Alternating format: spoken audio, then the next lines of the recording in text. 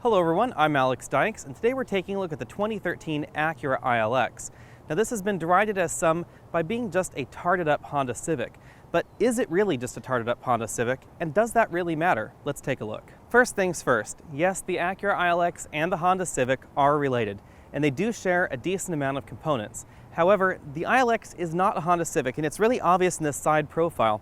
If you take a look at the ILX, this hood is a great deal longer than a Honda Civic. That's because Honda and Acura have pushed back this A-pillar more than 7 inches versus that regular Honda Civic. So the Honda Civic has a much shorter hood, definitely has a much more economy car look to it on the side profile than this ILX. Because of the shapes involved and the way that the platform has been designed, and there are some common design elements, the windscreen couldn't be pushed back quite as far. Instead, it has a much more aggressive bow right here in the front. It actually leads to a more attractive look in the Acura ILX versus the Honda Civic. With that A-pillar pushed back a little bit, we also have a greenhouse that's a little bit lower than the Honda Civic in the back, giving it a more aggressive profile. And we have this character line that sweeps up to these slightly more aggressive rear haunches, definitely more attractive than you'll find in the Honda Civic. And finally, out back, we have a fairly short trunk lid, again because of the dimensional shift going on here to create the Acura ILX from that Honda Civic. So on the outside, the ILX definitely doesn't look like a Honda Civic. And unlike certain cars, like certain previous generations of Lexus ES and Toyota Camry, if you park an ILX and a Honda Civic next to each other, you really can't tell that they're the same car underneath the sheet metal. So I mean, there are a lot of common components in the car. The chassis, a lot of the suspension components, drivetrain components are shared between the ILX and the Honda Civic, but it really doesn't look like it on the outside. They are about the same size, but then again, if you park a Honda Civic and a Mazda 3 next to each other, they look about the same size too, but they really aren't as closely related as you might think. No modern Acura would be complete without an Acura beak right up front, and either this design element is starting to grow on me or it's just better integrated in the Acura ILX and the new Acura RLX, because I think it's quite attractive on the front of this near luxury sedan. We have HID headlamps up here, we have fog lamps of course as well, and overall we have a very aggressive but also a very luxurious looking front end, which is something interesting for this segment. We should talk competition before we go much further, because that is something important to keep in mind when you're talking about any car, but especially something like this that's fairly unique in this market segment. Now, Volvo has stopped selling the Volvo C30 in America, so that's gone. Lexus has the Lexus CT, but it's hybrid only, and it's also a 5-door hatchback. BMW has the 1 Series, and a lot of manufacturers will call that competition in this particular segment, but it's rear-wheel drive, it's also a 2-door coupe, and it's an awful lot sportier, faster, etc. than anything else going on in this segment, so I don't really think that's competition either. Audi has their A3, but again, that's a station wagon or a 5-door hatchback depending on how you look at it, although we are told that there will be a 4-door sedan version of the Audi A3 coming soon, so be sure and stay tuned on our channel for that review shortly.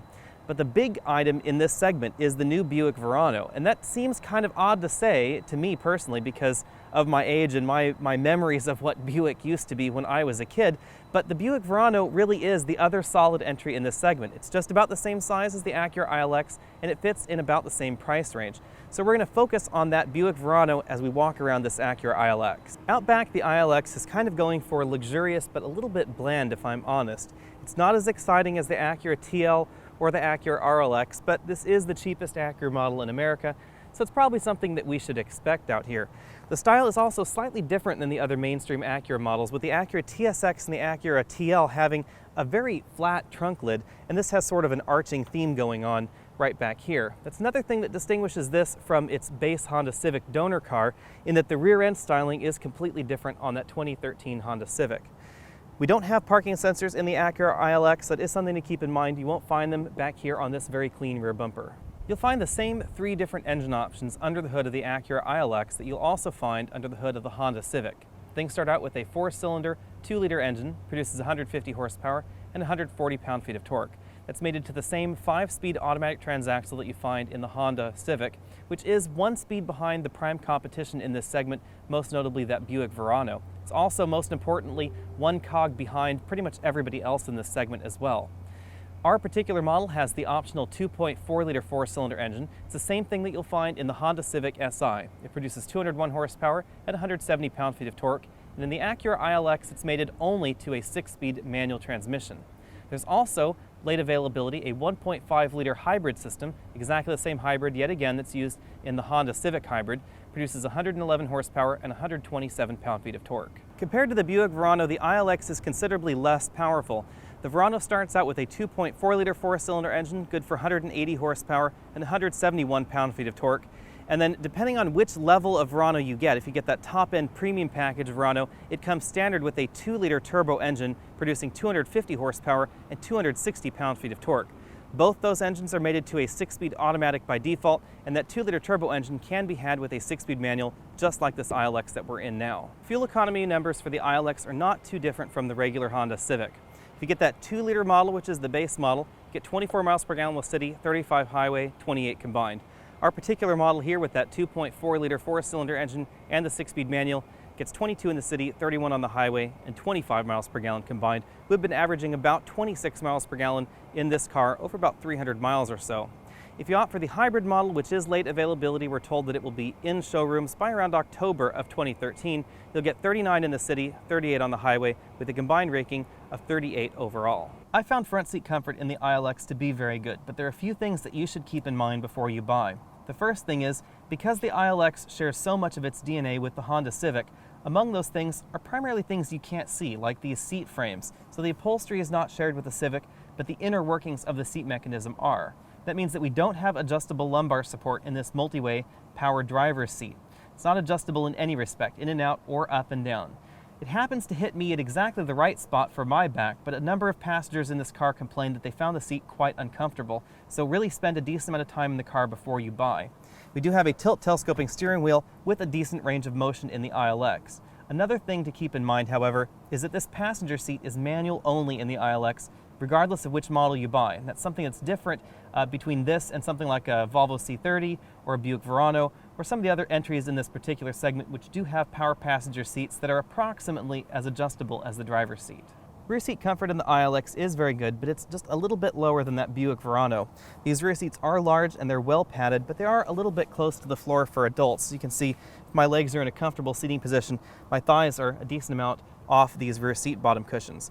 Because of the rearranging done to create the ILX from the Honda Civic donor platform, these front seats are larger and they're more thickly upholstered, which means I have a little bit less legroom back here as well. Headroom is the big thing that's changed, however, in the ILX versus some of the other competitors in this segment, most notably something like that Audi A3, which because of its hatchback profile has more square rear door openings. This means that getting in and out of the ILX is a little bit trickier, and my rear visibility for rear passengers is a little bit more limited because my head's pretty much touching the ceiling there.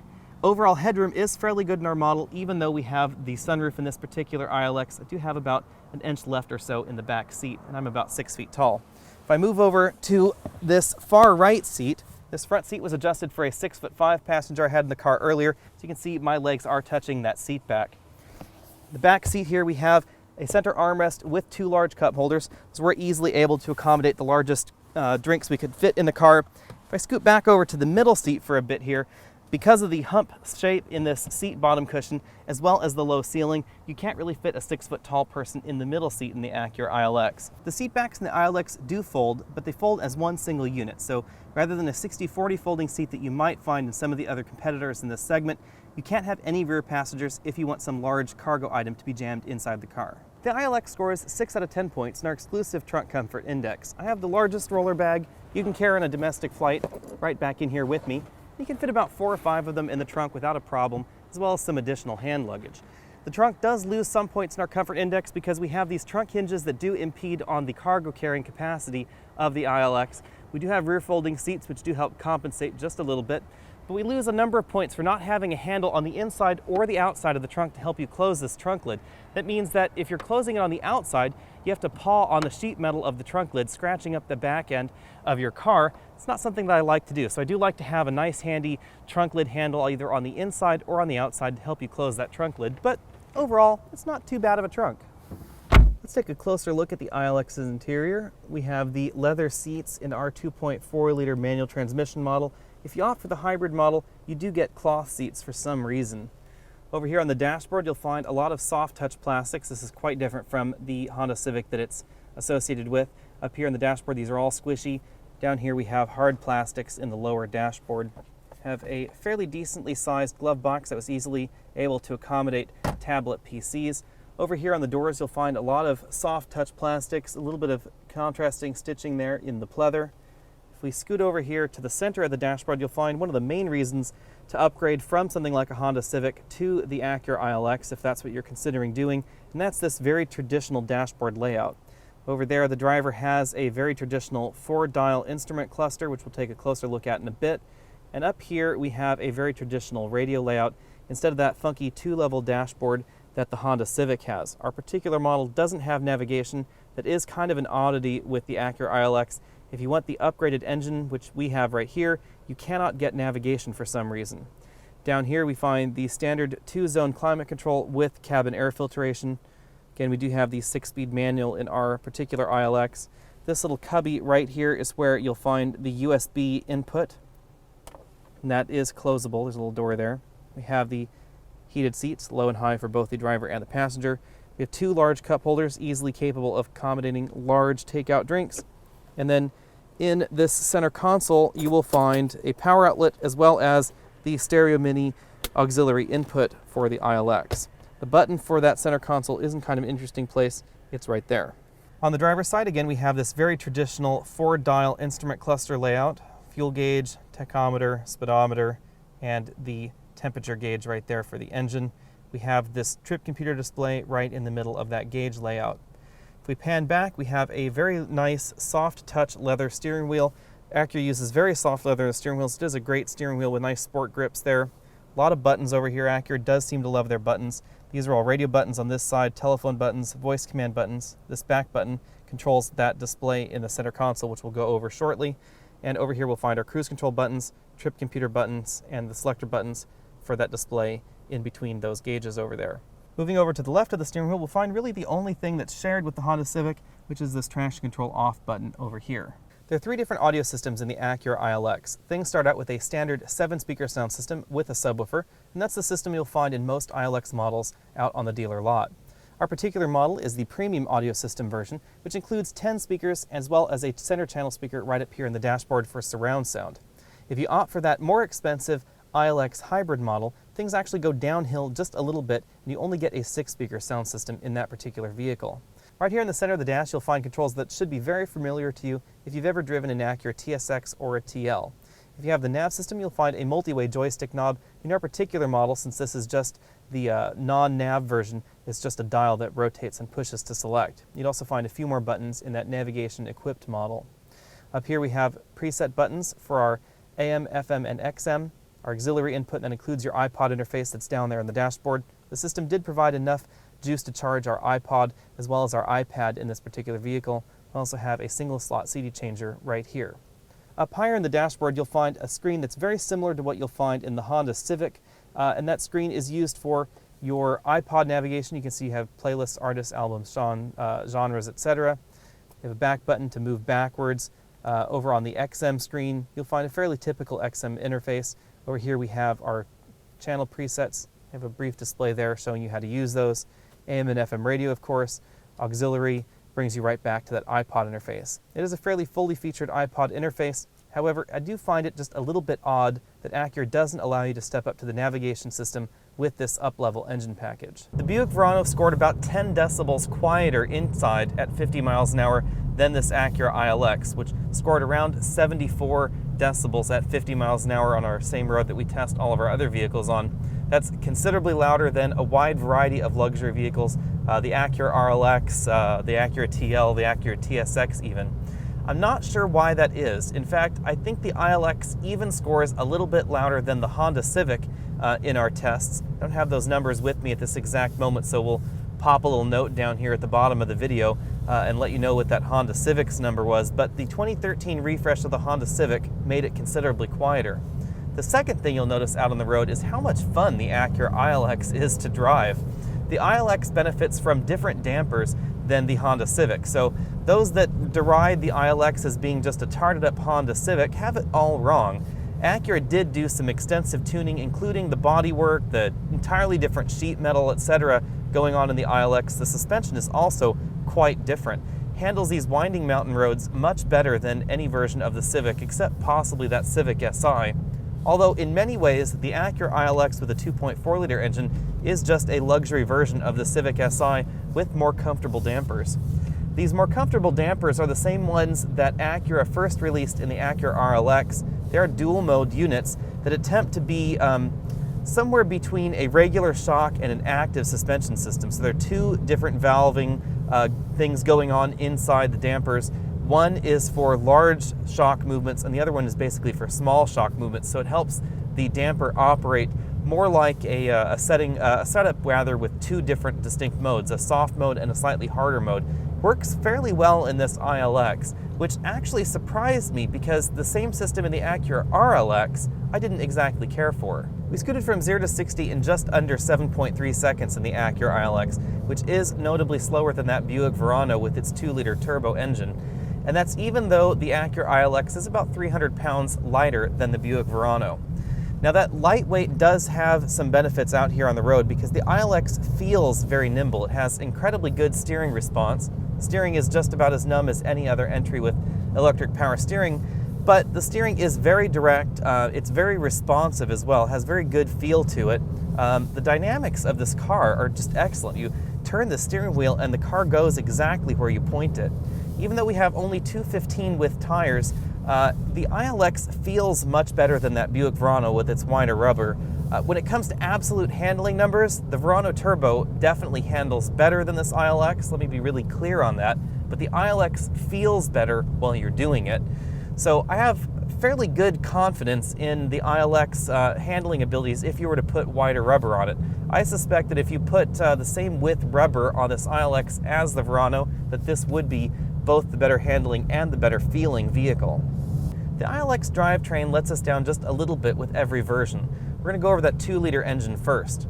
The 2-liter engine isn't just a little down on power compared to the Buick Verano, it's also down 1 gear on that transmission versus the Buick Verano and pretty much every other entry in this luxury segment. In fact, even something like a Kia Forte, which has far lower luxury aspirations, honestly, than this ILX, has a 6-speed automatic transmission. So that's a serious knock against the ILX.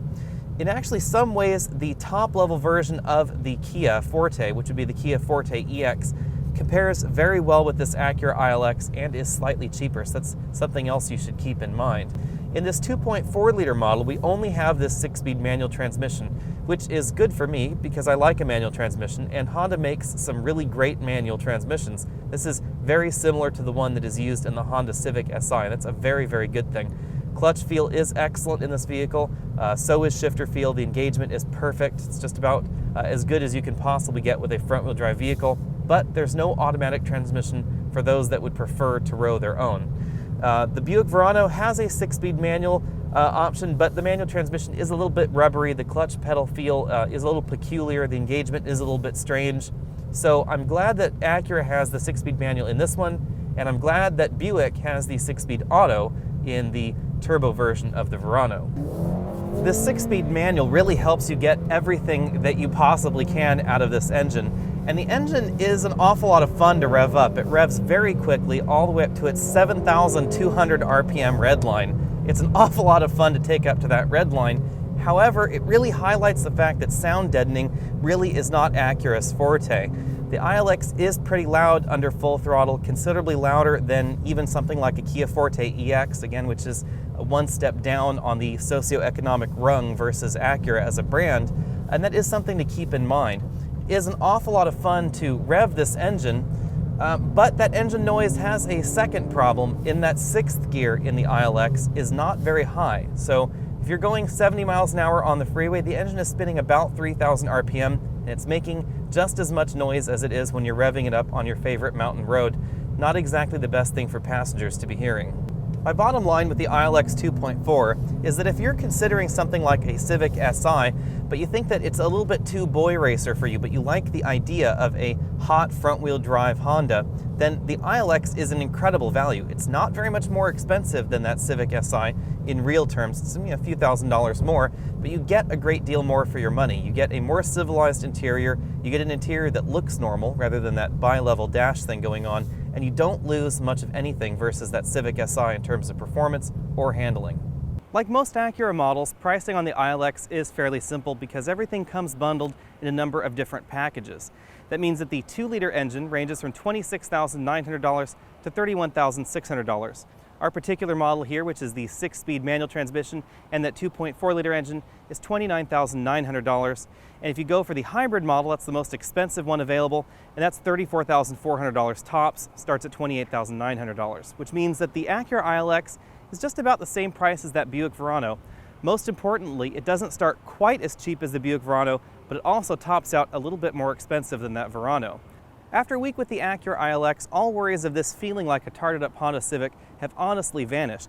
However, it may be a good way to look at the ILX in some way, because the ILX is only $3,000 to $7,000 more expensive than a Honda Civic that's somewhat similarly equipped. For that $3,000 to $7,000, you get a better brand name, you get a better warranty, you get a better interior, and honestly, a better looking exterior as well. Well, that sounds like a decent premium. When you think about it, plenty of people pay $10,000 extra to go up from a base Honda Accord to a Honda Accord Limited with the same brand name and the same exterior looks, etc. So $3,000 to $7,000 for the Acura ILX over the Honda Civic is really a pretty good deal. The Buick Verano gives the ILX some pretty tough competition, however, because as far as brand name is concerned, Buick and Acura are not terribly far apart.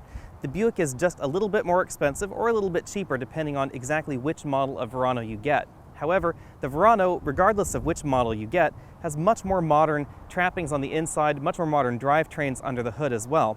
That 2-liter turbo in the Verano is also considerably faster than the Acura ILX.